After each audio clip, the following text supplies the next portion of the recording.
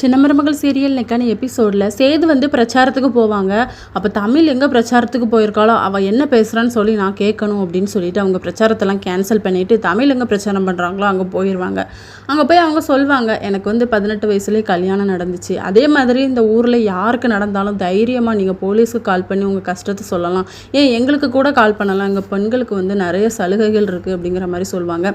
இது எல்லாத்தையுமே சேது வந்து கடுப்பாகி தான் கேட்டுட்ருப்பாரு. அதுக்கப்புறம் எங்கள் அம்மா வந்து ரொம்ப கஷ்டப்பட்டாங்க, ஏன்னா எங்கள் அப்பா வந்து குடிப்பாங்க, எங்கள் அம்மா தான் கஷ்டப்பட்டு எங்களை வளர்த்தாங்க. அதே மாதிரி யாருக்கும் இனிமேல் எந்த பெண்களுக்கும் அந்த நிலமை வரக்கூடாது, எல்லாரும் தைரியமாக படிங்க அப்படி இப்படின்னு சொல்லிட்டு அதுக்கப்புறம் அவங்க கல்யாணம் முடிஞ்சதுக்கப்புறம் இப்படி வாழணும் அப்படி வாழணும்னு சொல்லுவாங்க. ஆனால் நீங்கள் வந்து படிக்கணும், உங்கள் படிப்பு தான் என்றைக்குமே உங்களுக்கு கை கொடுக்கும் அப்படின்னு சொல்லி. அப்போ சேது வந்து அவங்க அண்ணாக்கிட்ட சொல்லிக்கிட்டு இருப்பாங்க, இவளை படிக்க வச்சதே நான் தான், இவள் பெருமையை அங்கே வந்து பேசிக்கிட்டு இருக்கா பாரு அப்படின்ட்டு. வீட்டுக்கு போனதுக்கப்புறமா அவள் என்னெல்லாம் பேசினாலும் அதை எல்லாத்தையுமே ராஜாங்கத்துக்கிட்ட சொல்லி வந்து ரொம்ப ஃபீல் பண்ணுவாங்க. அவளுக்கு வந்து 18 வயசு ஆகலைன்னு சொல்லிட்டு நம்மளுக்கு எப்படிப்பா தெரியும், அவங்க பேரண்ட்ஸ் தானப்பா அதை சொல்லணும் அப்படின்னு சொல்லிட்டு, நீ எதையுமே கண்டுக்கிடாடா அப்படிங்கிற மாதிரி தான் சொல்லுவாங்க ராஜாங்கம்.